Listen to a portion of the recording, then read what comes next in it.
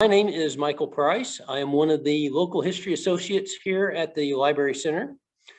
And tonight's program is we're going to focus on the development of Wilson's Creek as a national battlefield. And this is really the story in so many ways of community action. This is a really classic story of how the community came together to make this happen. It is truly a decades-long struggle to make Wilson's Creek a national park. And I think we'll see that as we go through this evening, all the different issues that come up and all the things that they have to overcome. You see this constantly, this hearing that, it's going to happen, that we are going to get a national park in the next year or so. And that next year or so ends up taking decades. So we'll kind of look at some of the different attempts to make this happen and profile some of the important people who really did, literally, in many cases, spend decades working on this. In the summer of 1861, it was very possible for most Northerners and Southerners to believe in a very short war. They were convinced that neither side would fight, that Northerners won't fight, rebels won't fight, that this is something that's going to be a 90 days fight. It's going to be a very one big battle, and everybody is going to go home after the one big battle. And so indeed, it was rare to find people who kind of disagreed with that.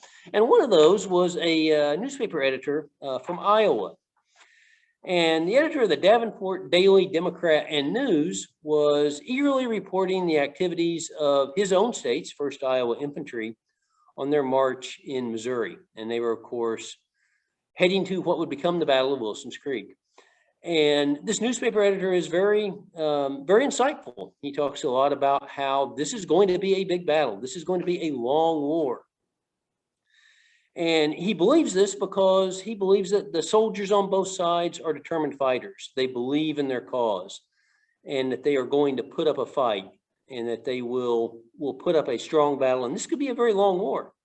And so he believes this, and he writes in an editorial that each army will be composed of men who are no mercenary hirelings, but whose hearts and soul are in the work. Mark well the spot where they meet. It will be known in history to the last generation of man. And so, of course, today that site is Wilson's Creek National Battlefield.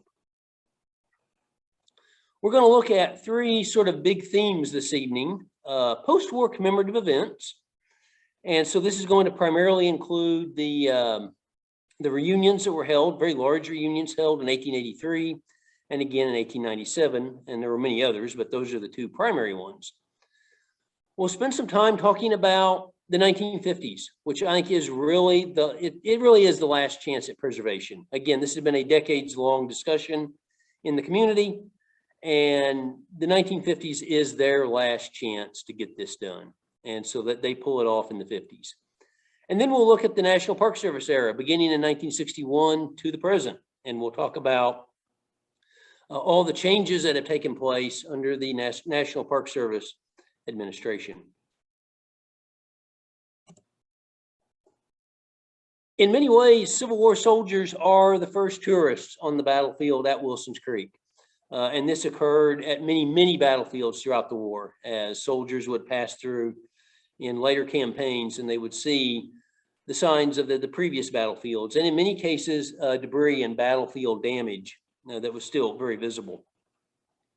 One of the most prolific writers about that sort of thing is Lyman Bennett of the 36th Illinois Infantry, who in February of 1862, as he is participating in the Pea Ridge campaign, wrote that, "I found graves thickly scattered along the bank of the creek for a mile or more, and in some places I was told scores were buried in one common trench or grave. A sort of cave upon the hill was filled with the bodies of the dead and lightly covered with logs and dirt. The trees in many places were scored with bullets and many entirely cut down. One oak tree, about 18 inches in diameter, was entirely perforated by a cannonball, going completely through its center. I could find nothing to take from the field but 2 flesh-colored flint stones, which I will preserve to remember Wilson's Creek and remind me of the martyred lion." And so for many of these Union soldiers, it is the symbolism of the death of Nathaniel Lyon. that really draws them to this site as they're marching down the wire road to the next campaign. They're thinking of what in many ways was one of the first early war heroes, Nathaniel Lyon.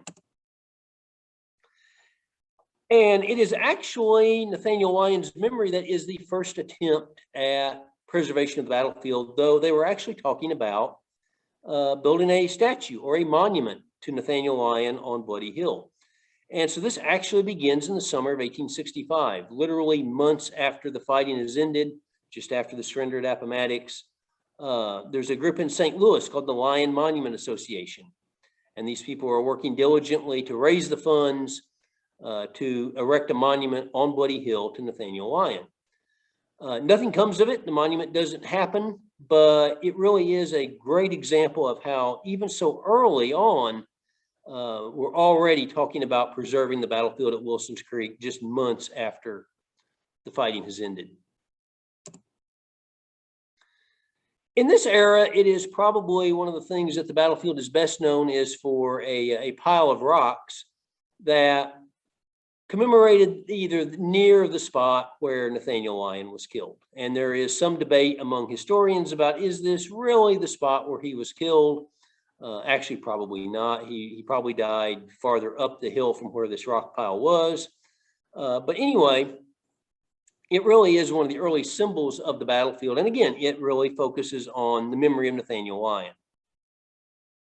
And so a lot of soldiers would talk about this, and we have photographs of this over the years. It is uncertain exactly who starts the rock pile or how it gets going. There are conflicting sources. One article, much later, argues that it was started by Olivia Ray, one of the Ray daughters, that she was walking across the battlefield a few days after the battle and marked the spot with a pile of rocks. There is another example of a letter that is found where a correspondent from Iowa who was encamped with Francis Herron's column in November of 1862, and they're camped on Terrell Creek, just a few miles from the battlefield, and that on Thanksgiving Day they marched across over to the battlefield, and that they found the spot and that they started this very large rock pile. So again, it is unclear exactly how it gets started, but it certainly is the memory of Lyon that really drives this. And there is a really good example of soldiers who, again, frequently wrote about this. Benjamin McIntyre from the 19th Iowa Infantry wrote in his diary on November the 26th, 1862, "Over the place where General Lyon fell, I write these few lines. The place is marked by a huge pile of stones.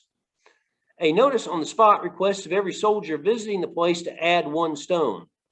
Stone is plenty nearby, and if this request should be carried out to any considerable extent, the pile must soon be an immense one.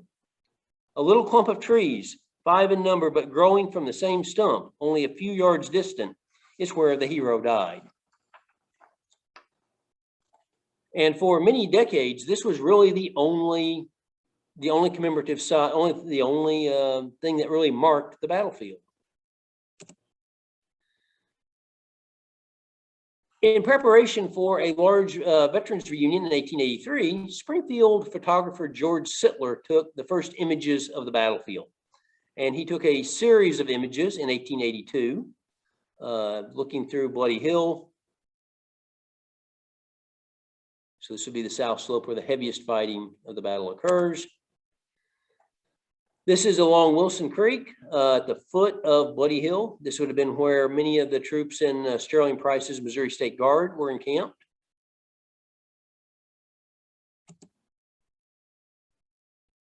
Another view of Bloody Hill.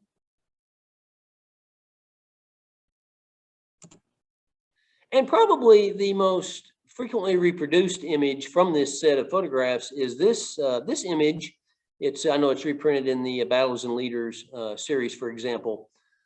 This may be, we're not exactly sure where, perhaps in the Ray cornfield, but it really does show that for decades, by the time the Park Service received the land, it's largely farmland again. It is back to its roots as a farming community.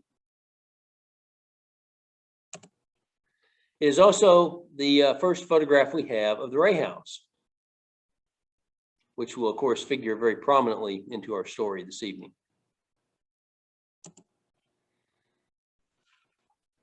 There were veterans reunions for a number of years on the battlefield. The two largest were in 1883 and again in 1897.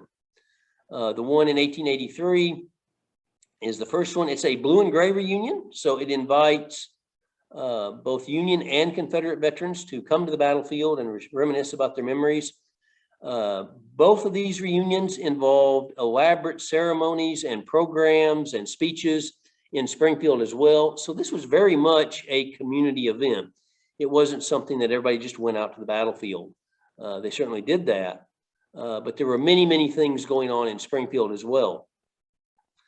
Holcomb and Adams published the first book-length study on the Battle of Wilson's Creek, an account of the Battle of Wilson's Creek or Oak Hills. And sure to please both Union and Confederate veterans, there's a northern account of the battle and a southern account of the battle, and also an article about the disposition of General Nathaniel Lyon's body after the battle. So there's a little something for everyone in there.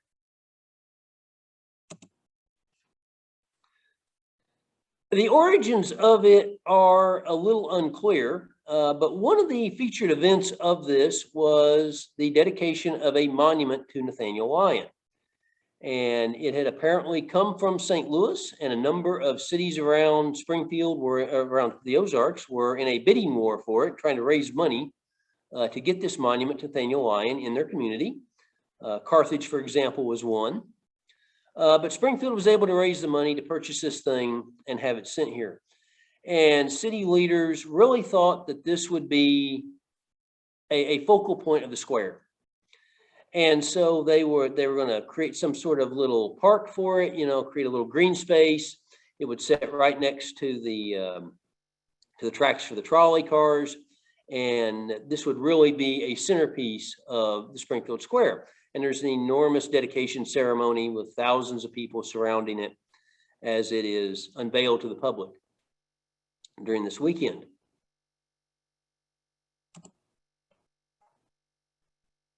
It does not last very long on the square, unfortunately. Complaints begin almost immediately. Many people note that this stone, this monument, frankly, looks like a tombstone. And so there is great discussion about what to do with it, and it is quickly, after a few months, removed from the square and off the streetcar line, and it is taken out to the National Cemetery, where it remains today in the Federal or the Union section in the National Cemetery. Another large reunion is again held in 1897. And so once again, a blue and gray reunion. And so it really is extraordinary. This early after the battle, you know, these former enemies are coming together to commemorate the battle and also to talk about, you know, how can we preserve this? How can this be preserved for future generations? The battlefield at Wilson's Creek is the site of one of the great unsolved mysteries in the Ozarks. William F. Steele was murdered in his home on the battlefield on May the 2nd, 1913. It appears to be some sort of family dispute from what we can tell, though no one, I don't believe, is ever actually convicted for this. But the home would have sat where tour stop number 5 is today, Siegel's final position. And so again, this is a drama that played out for many, many months and was, again, one of the great unsolved murder mysteries in the Ozarks.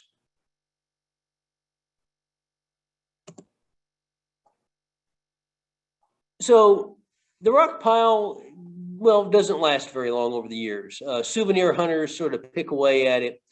And while, again, it is a very heartfelt tribute to the memory of Nathaniel Lyon, it is not permanent. And so one of the issues is, how do we commemorate this spot? How do we commemorate Nathaniel Lyon and at the same time, in many ways, commemorate the battlefield of Wilson's Creek? So this issue comes up with the dedication of a monument on May the 26th, 1928. The money is raised by the University Club of Springfield, and the keynote speaker is Dr. Lewis Metter. And we will see Dr. Metter again and again and again throughout this story. This is a man who literally spent decades working on this to make this national park a reality. And he's going to be one of the featured speakers on August the 10th, 1961, when it finally happens. So again, if there's anybody who worked at this longer than Dr. Lewis Metter, it would be hard to imagine who, because this guy really was a noted authority for many, many years, and again, saw this thing through to the very, very end.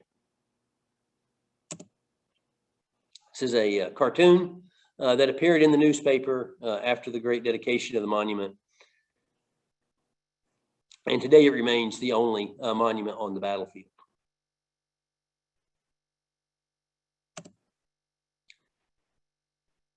There was, for a brief time, a town of Wilson's Creek. It's founded in 1907 by Clarence Howe. A railroad runs through the battlefield, the Springfield Southern Railroad at the time, and it was widely believed by leaders that this would really drive economic development at this little community. It featured a tomato cannery and a lime kiln, but for whatever reason, it just doesn't really take off and is largely abandoned by 1930. And there are many towns like this throughout the Ozarks, where they believe that the railroad coming through is going to be this great economic boom to their community, and it doesn't really materialize. But again, there was a community there, maybe at its peak, maybe about 100 people lived there. The town would have been largely located in the valley, kind of below the Ray House, kind of along in that valley of Wilson's Creek, sort of between tour stop number 5, where Sigel's final position was, and the Ray House, so kind of in that valley along the base of Bloody Hill.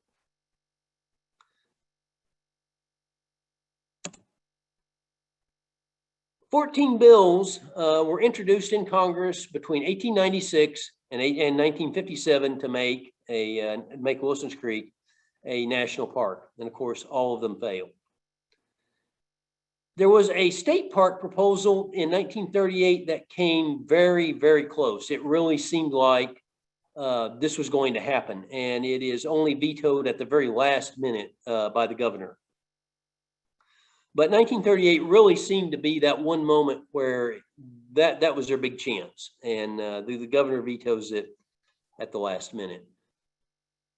At this time, however, a series of photographs were taken that really give us a view of what the battlefield would have looked like at this time. And some really great landscape shots. This is the base of Bloody Hill. This would have been what becomes the Dick O'Connor property, and we will talk about him here in a few moments.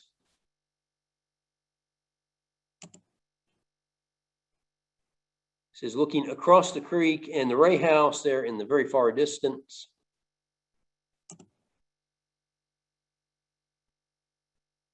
Kind of the same image. And more of a close-up again, showing the Ray House from across the creek.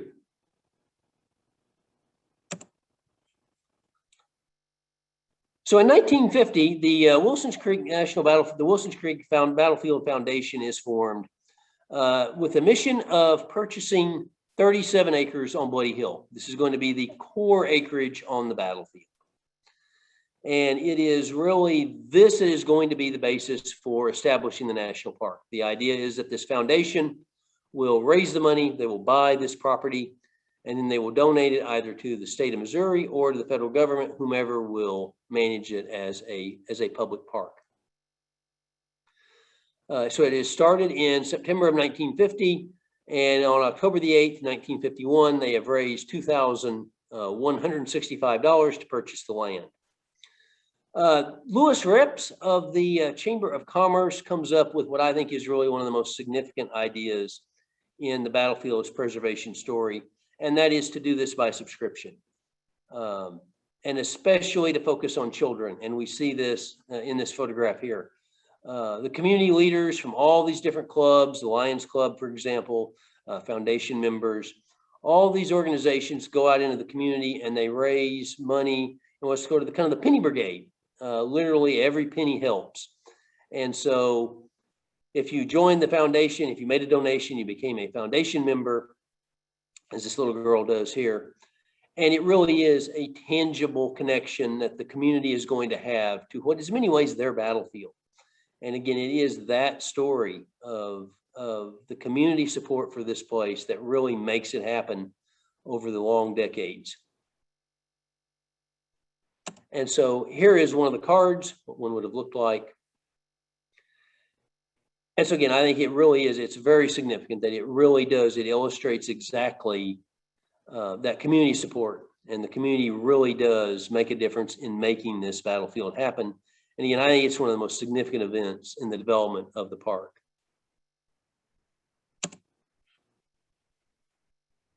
So there's still going to be the problem of getting legislation passed. So the Wilsons Creek Battlefield Steering Committee is organized in 1951 that is going to guide the legislation through Congress, is going to make this happen. And so it is going to include foundation members, the Chamber of Commerce, the American Legion, the Greene County Historical Society, the JZs, a wide swath of the community groups are going to participate in this, and each and every one of them is going to lobby and contribute in any way they can to make this happen. One of the central figures in this story, I think, is Lucille Morris Upton, who was a longtime writer and reporter for Springfield Newspapers Incorporated. Best known probably for the Good Old Days column, which she wrote for many decades in the Springfield newspaper. But she also really pursued the memory of the Battle of Wilsons Creek. And as the foundation was organized, and as they are starting that penny brigade, and as they are really raising that money and doing that community support for it, Lucille Morris Upton publishes a week-long series of articles about the Battle of Wilsons Creek. And her articles really do, I think, make a difference. It's front page news for over a week of talking about the battle and the preservation efforts that are going on. And that kind of community support really does make, I think, a huge, huge difference. And so again, the president of the foundation, Dr. Lewis Metter, really thanked her for that series of articles, because it really did help them raise that money and keep that public awareness. And this is a story, and she would write stories again for many years, because this is, again, still a many years project that they're going to be working on. Another very central figure in this story is saving the Ray House, and that large part of that credit goes to Bessie McElhaney, who had inherited the house from her father, John McConnell. And so she lived there after his death in 1934, and she will live in the house until August of 1966. Bessie McElhaney worked very hard to preserve the house as best she could. She believed in making this place a park. She wanted them to have the Ray House as a park, and she did everything she could to really preserve the home as best she possibly could. Having lived with stories of this park is about to happen, she's really getting tired of living in this old farmhouse. And in May of 1956, she tells Lucille Morris Upton that, "I want them to have this house. I want this to be a park. But if this can't happen, I may just have to modernize it. I would like to have a little more conveniences in this home." And foundation leaders really point out that, again, this might be one of those, they're running out of time. This really has to start happening. And so I think her statement to Upton really does make a difference. And it continues that push in the last few years that we have to preserve the Ray House. This has to be saved. And so if she'll hang on a little bit longer, this is going to get done. Really great shot. So from 1882, again, this is from that first photograph of the Ray House. There's the Ray family spinning wheel sitting on the porch. And this is one of the photographs from when Bessie McElhaney lived there in 1958. And spinning wheel is, again, on the front porch. So again, a really tangible link to the house and to the family and to the Battle of Wilsons Creek. Another central figure in this story at this time was Dick O'Connor, who had moved to the battlefield. He bought a farm, again, as we saw his property there at the base of Bloody Hill. Dick O'Connor was interested in really all aspects of Ozarks history. And so he really was especially interested in the Battle of Wilsons Creek, but also in many other issues and historic events in and around the Ozarks. And so he used an early metal detector to really find important locations on the battlefield and also relics, which he used to fill this barn on his property. And so he operated this as a museum. And so for many years, locals could come out to the battlefield, and this is where he would go. This was sort of the museum. This is where you went to learn about the battle and to examine some of the artifacts that he had dug from the battlefield. Which was a really good interior shot. He was especially interested in firearms, and so he had an extensive firearms collection. But as you can tell from the photograph, he also was interested in a wide variety of other things as well. And he had a large amount of dug relics, again, that he had dug from the battlefield.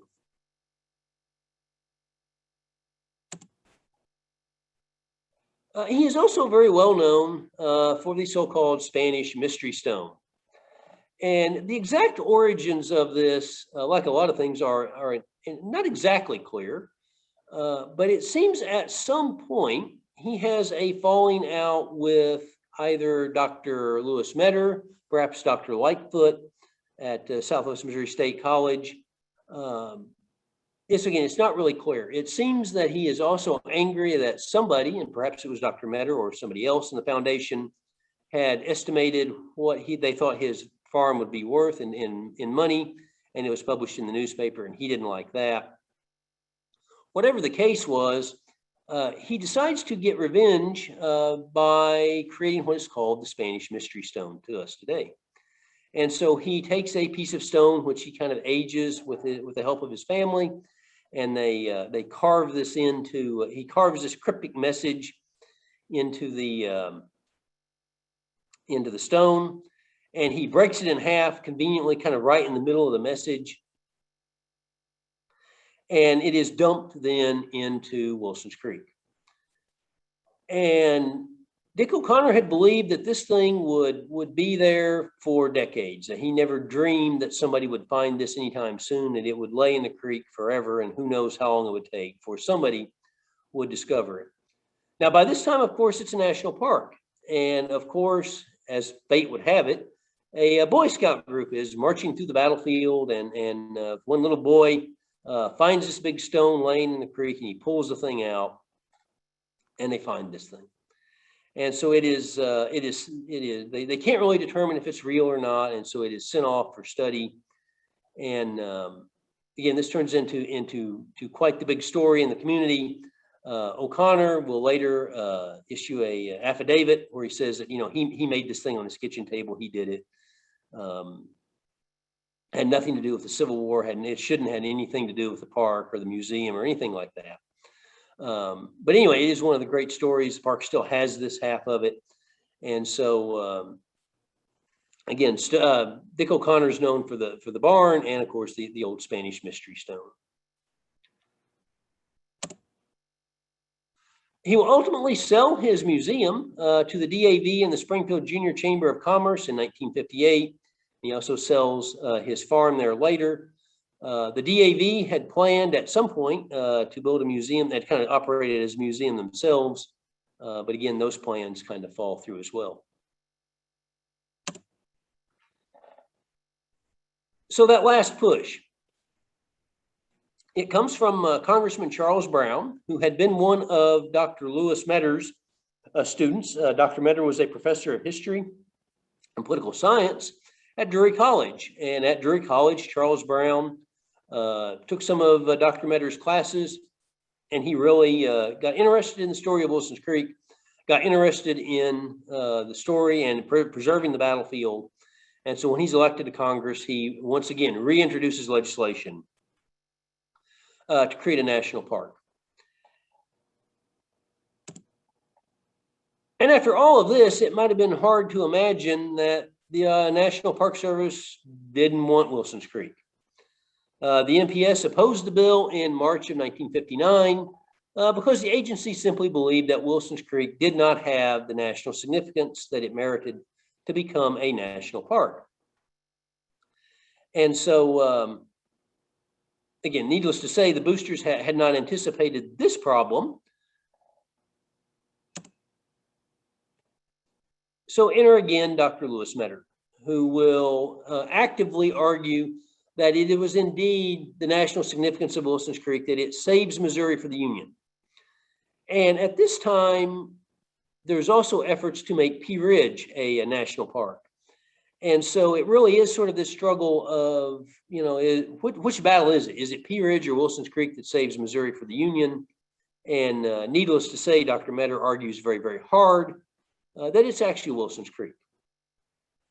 And he will say that in many examples of his testimony that Pea Ridge saved the Indian Territory in the North Texas for the Union, but not Missouri. And he will draw this from Thomas Snead's account in many ways and other examples to argue this point. He'll also argue that Wilson's Creek was the first major battle of the war, dismissing the battle in Virginia at Bull Run as mostly a run. It was a much harder fight than maybe he would have admitted, but nevertheless, that's going to be one of his talking points as this goes through this process. But there really is, for a time there, the National Park Service seems to believe that they could sort of tell the story of Wilson's Creek through Pea Ridge. And so this is a kind of the battle that the boosters are fighting to kind of work their way against this. It's going to come down really to one hearing. There's going to be a committee hearing in Springfield at the Federal Building on April the 3rd, 1953. And so this is kind of where it has to happen. This is probably the last chance to make it a national park. And so the battlefield boosters sort of do everything they can. Dr. Metter will testify again about the significance of the battle, but Dr. Metter will also argue that there's no doubt the state of Missouri will contribute the remaining land. Remember, they already have 37 acres, so they have that core acres on Bloody Hill, but they really need more. And Dr. Metter assures them that's not a problem. We'll get more land. That's not a problem. The state of Missouri will provide that. C.B. Manley from the Greene County Historical Society argued that regiments from 6 states fought in the battle. So this really did have national significance as many states contributed troops to the fighting.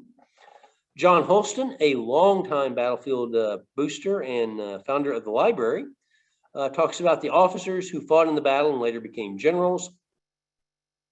And that it really is kind of a training ground for future leaders in the war.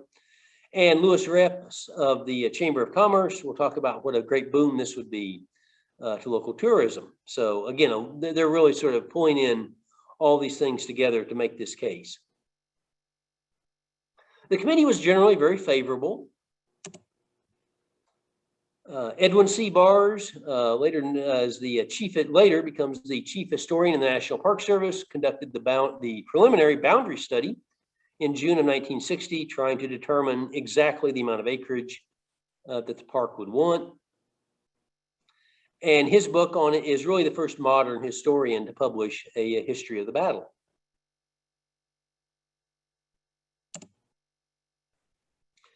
At the dedication of the Pea Ridge battlefield in March 1960, Director Worth of the National Park Service said he now believed that Wilson's Creek did have the national significance to become a national park.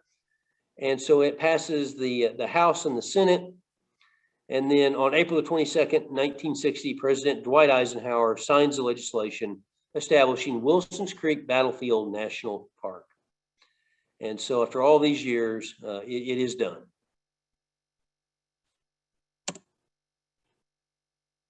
There is still much work to be done, though. They're still going to have to get a lot of land. And of course, there's going to be the Centennial celebration. And so that is going to take place on August the 10th, 1961, organized by Lester E. Cox, who will serve as kind of the organizer of this major celebration for Springfield, like as the reunions had been in the past. A lot of events going on in Springfield, plus the festivities at the battlefield. So here are the speeches from the podium. This is set up on Bloody Hill.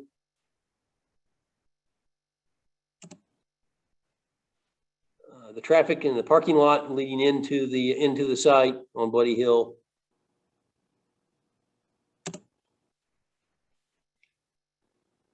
Recently donated to Wilson's Creek some very rare color images of some of the activities going on that weekend.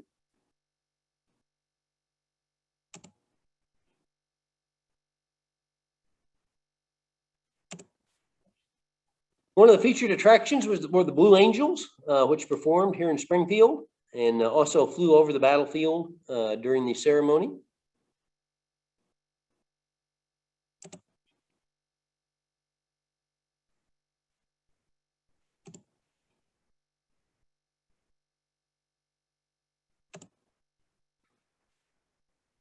And one of my favorite images of this time is the sign reads "Battlefield rocks. These were here during and before the war, the Civil War, free." So kind of again reminiscent of that rock pile to Nathaniel Lyon.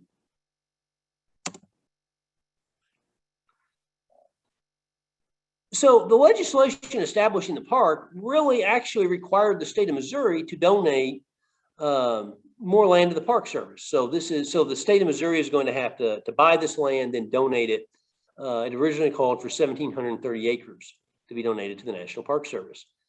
The money comes from Jefferson City in two appropriations, approximately $350,000 each. And so that will be used to make that purchase. The Park Service begins administration of the site in November of 1965. And they begin by establishing two trailers, one for ranger headquarters and living quarters, and then the other trailer that will be used for as a visitor contact station. So it is in that late fall of 1965 that they're really going to start actively bringing in the trailers and getting this site ready to be accessible to the public. In many ways, we focus, of course, on 1961 as the date of getting this a national park, and that's true. But it's also 1968, August the 10th. The completed park is at 1,726 acres. Governor Warren Hearns hands over the last deeds to the NPS for the last 718 acres. And so it is at this point we now have 1,726 acres, and it is now official. We are officially a national park. And this is the handing over of the last deeds to the property. It is first administered by George Washington Carver National Monument, and then President Nixon signed a bill appropriating over $2.2 million for improvements in December 1970. And Nixon's bill was also very significant in that it changes its name. And so it becomes now the name that we know it as today, Wilson's Creek National Battlefield.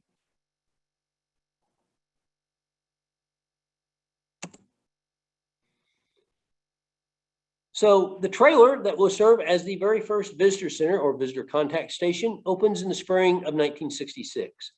And the park will utilize a series of county roads to direct people to the battlefield and important locations on the battlefield. And so this is how you'll get around. You will go to this trailer, and you will get a map directing you through this series of county roads to take you to the points of interest on the battlefield. And this is all in place by September of 1966. So this would be from December 1970, one of the maps that you would get. Notice that in these days, the tour actually starts at Bloody Hill. Today, it actually ends there. But again, we're following county roads to kind of to get around to these different points of interest.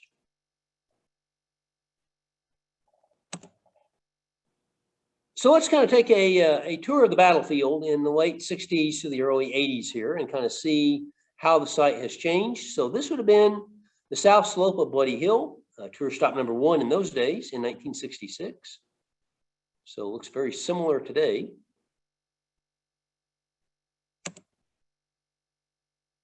They create a shelter on Bloody Hill, and so this will be kind of a historic overlook. Once the shelter is put in place, they will create a walking trail. Prior to this, and if you'll notice in the picture on the left, this is where the lion marker is today. And in those days, you could simply drive your car all the way down Bloody Hill. You could just drive right down, literally park right in front of the monument. and there's some examples of cars kind of parking there off to the side. The Park Service closes that. So once you get the overlook placed in place, there's a walking trail now, so you'll park your car at the overlook and then make this historic walk down through the battlefield and end up down there where the lion marker is. And so here it is today with new signage.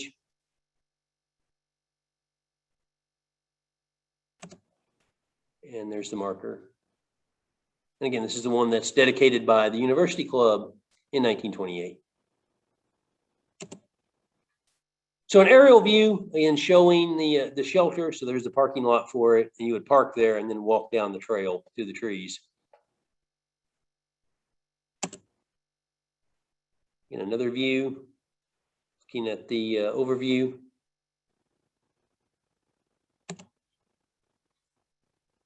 And some of the early waysides.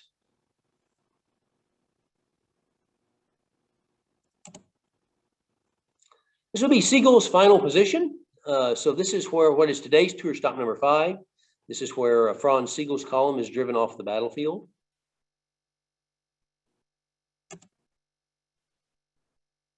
And another shot of that scene.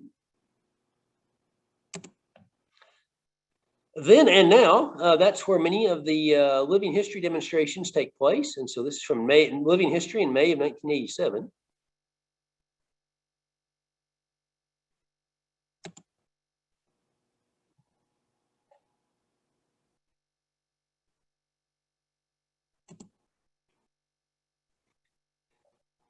Another important stop was Price's headquarters. And so in 1973, the Greene County Historical Society pays to have this historic cabin moved to the park, and where it will represent the Edwards cabin, which was Sterling Price's headquarters. The original cabin burned and did not survive the war, but this was a cabin located just shortly off of the battlefield and a short distance away. And so this can work. This is a close period cabin, and that they can bring this site, this cabin over here, and this can be restored, and it will represent Price's headquarters, one of the most important spots on the battlefield. This is one of my favorite photos of the cabin being brought to the battlefield.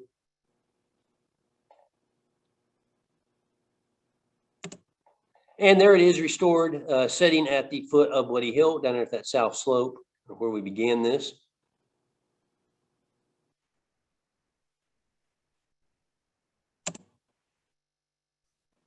And the Ray House, of course, one of the important focal points of the battlefield. So here's the county road that would lead you up to the house.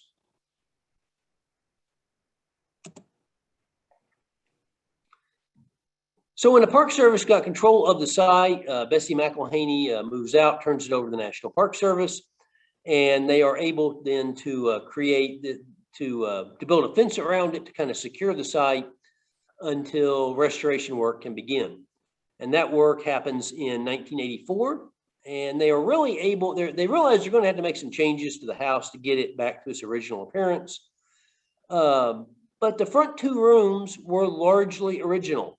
Bessie McElhaney had done as much as she possibly could to preserve it, and that once you started pulling some of the boards away, you could really find some of the original lumber that had been used to build the house. So that those front 2 rooms were largely intact, maybe about 80% original.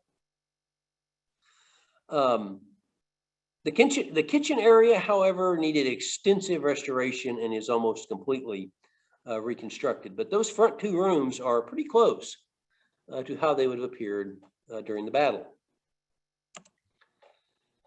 This porch on the back was added much later by later residents than the Rays, so that was removed in the restoration process. As was a stone foundation that was used on that was holding up the porch. Again, this is kind of another one of my favorite photos. So the stone foundation is removed and replaced with pillars, so that today the house looks like this.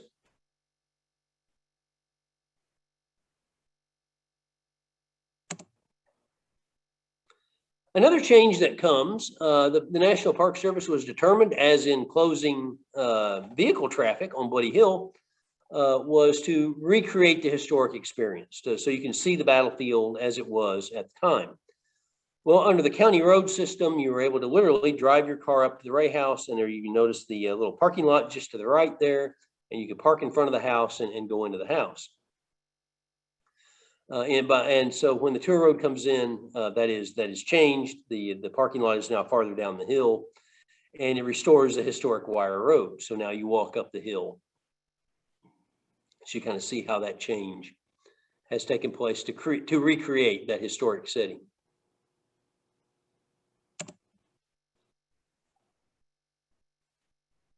Karen Sweeney and Jeanette Collins led sort of the second penny brigade around this time, the 1980s, to purchase the furnishings for the Ray House to create this sort of 1860s era farmhouse look. And so here are some of the furnishings that they were able to donate to the park.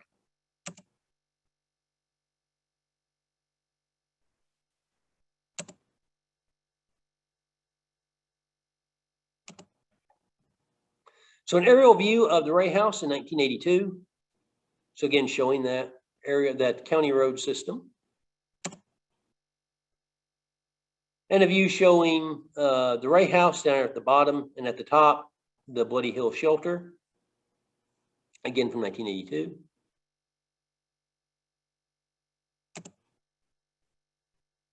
And another shot of the driving tour. Once again, the Bloody Hill shelter up there at the top, and the county road kind of running there through the middle, with the Ray House again at the bottom, just off to the right.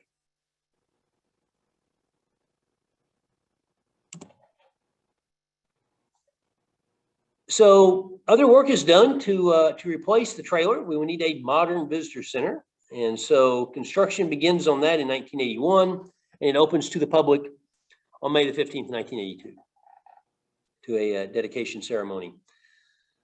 They had partnered with SMSU and design students to create a building that would sort of blend with the natural environment. And so in these discussions, one of the things that SMSU had called for was that they wanted to really avoid in their design this motel entrance atmosphere. They wanted to create a sort of, again, a historic looking building that would kind of blend into the countryside and look like something that might have been there at the time of the battle. This is what they came up with. And so this is the visitor center that is dedicated again in 1982, sitting just off of Bloody Hill.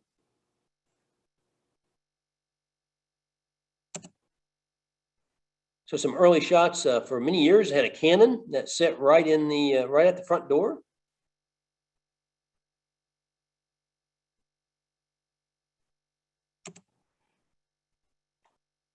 John K. Holston and his wife donate a number of books to the library, 1,700 volumes.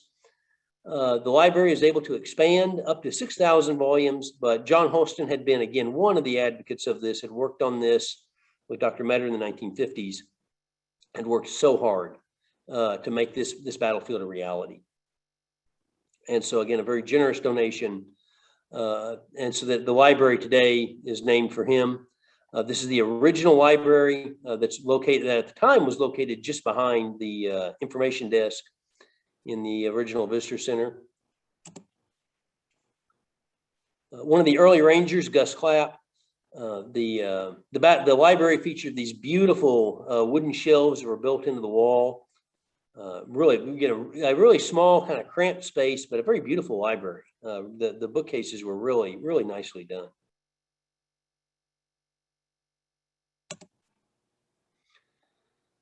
So here's some more aerial photos showing the visitor center in 1982, that whole area. Looking the other direction. And the trailer would have sat just to the right in this picture, off to the right there, which is today the park's maintenance compound. So that would have sat just to the right of that intersection, which is Farm Road 182 and ZZ Highway. A tour road is dedicated on April the 25th, 1987. And so this creates a 5-mile driving tour around the battlefield. Again, this time culminating in Bloody Hill rather than going there first. Dedicated ribbon cut by Senator John Danforth.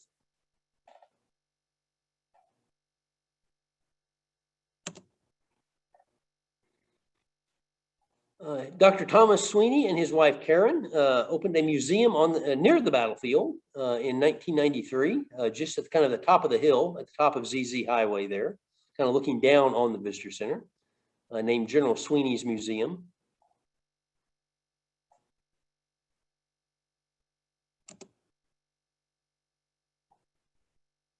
And in April of 2003, a Visitor Center expansion took place that expanded the research library, the Holston Library. It is an 8,500 square foot addition that costs $1.4 million. And so this will expand the facility for the library, so it will allow the library room to grow, but it also creates a multi-purpose room and exhibit space and office space for staff. So here's the ribbon cutting for that. And so the new addition is just simply added on to the left there. Just an expansion connected from the original building by that little breezeway there in the middle. So the library is in that far left corner, and then the exhibit space and the multi-purpose room there behind the glass.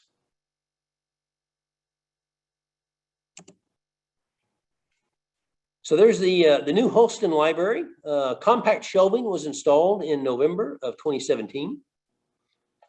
So giving the library even more room to grow.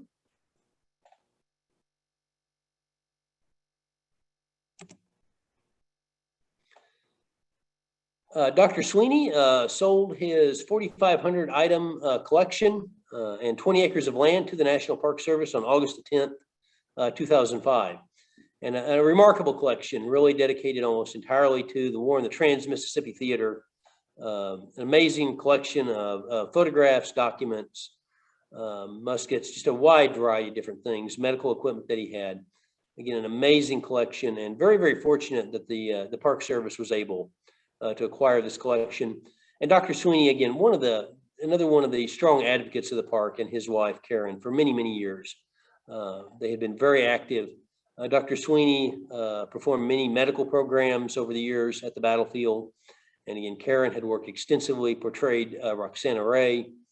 And so both of them just worked tirelessly to promote and encourage those to come out to the battlefield. New exhibits were installed in 2015. And so this removes the original exhibit space that was in the Visitor Center.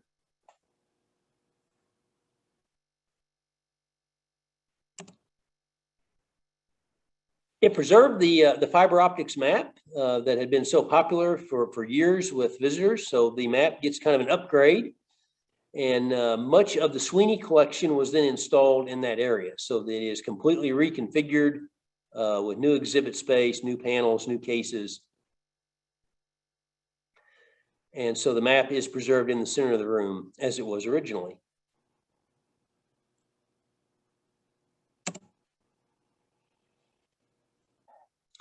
So this photograph is Sigel's final position. So this is, again, tour stop number 5, where we've seen before on the slides, and where living history programs take place in the past and today. So this is Franz Backhoff's battery, these two cannons marking that spot just off the tour road there.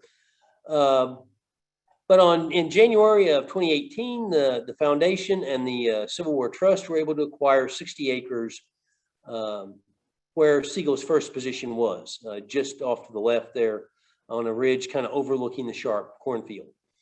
And so that spot is really, in many ways, where the battle starts, because Sigel will open fire with his cannons, and that's some of the earliest shots of the battle, and he will advance to ultimately this position where he's driven off the battlefield. At this time, that area is closed to the public, but it is hoped that will be developed. And so visitors will be able to have that access looking over into the Sharp cornfield. But that area is now preserved. And so that will be another piece to expand the boundary and preserve one of the most important parts of the Wilsons Creek battlefield. Back to a trailer. So we're going to do another visitor center project. And so this is going to take place to really expand the visitor center again, to find, again, kind of the same thing, more space for a large museum collection. So the foundation will announce plans for a $4.5 million renovation of the visitor center. They announced this in March of 2019. The foundation is able to raise $300,000. And in November of 2019, the visitor center is closed. So this massive restoration project can take place. And so again, we kind of go back to a trailer. It's back the way it all began. And so this trailer is set up in the visitor center parking lot. And this is where rangers will greet visitors as they come to the battlefield. And so this, again, this project will include more exhibit space, more digital space, so interactive exhibits and displays, and really kind of make this a 21st century experience for the visitor in Wilsons Creek. A centerpiece of that new collection is going to be a rare Henry rifle that was donated by the foundation to the park in June of 2020. And so that will be featured prominently in a firearms exhibit that we will see here in a moment. And so that will be one of the centerpieces of this new visitor center. And so some construction photos.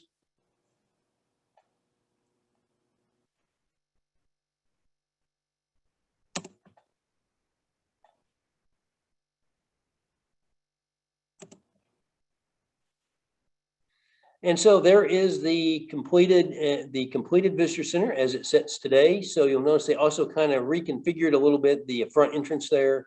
So that changes ever so slightly. But the library is unchanged. It was the same. It is not really impacted by the renovations. It's all in that original space on the right side there. And it reopens to the public on May the 28th, 2021. The project ultimately added about 1,800 feet of exhibit space and new interactive displays. It also increases curatorial storage and employee workspaces. So it really does help the park preserve its artifact collection and also make it more accessible to the public, and also provide really new interactive displays and exhibits. One of which is this new firearms exhibit.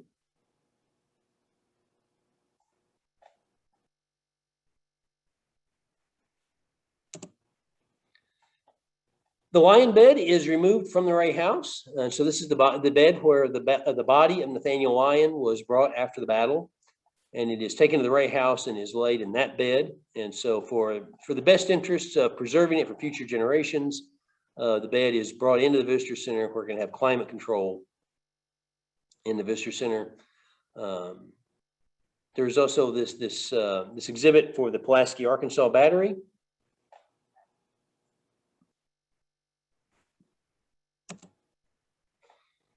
And also a cannon and limber set up at the front door.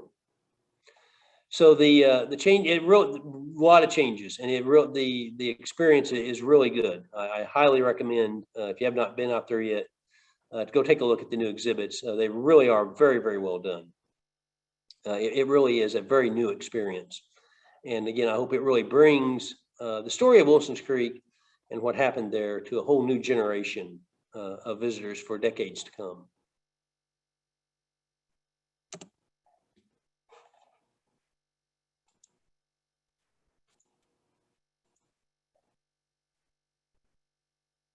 So that concludes our program this evening. That is covering, again, a lot of ground. It is a long story and again, I think to me, it's so much of it is community activism. It is really a story of community leaders working tirelessly to make this park a reality. They really did do everything they possibly could to make this park happen. And it truly is a story of community efforts. And so many people worked so long, so hard to make this park a reality. And so I certainly, again, encourage everybody, if you've not been there recently, to certainly go out there. It really, the place really has changed, and you really can experience the whole thing now, because the visitor center is wonderful exhibits. They're installing new cannons on the tour road, so you'll be able to mark battery locations and have a greater understanding of how the battle unfolded as well. So it's not just the visitor center, it's what's being done on the battlefield as well. So again, I certainly encourage everybody to head out to the park and see what is really your park, and see how the Park Service is handling this. I think they've really done a great job to make this place accessible and really, again, look into the 21st century. And thank you again all for attending the program and kind of bearing with us as we work through our technical issues, and hope that you enjoyed the program and will be able to attend other library programs in the future. So thank you all so much for this evening.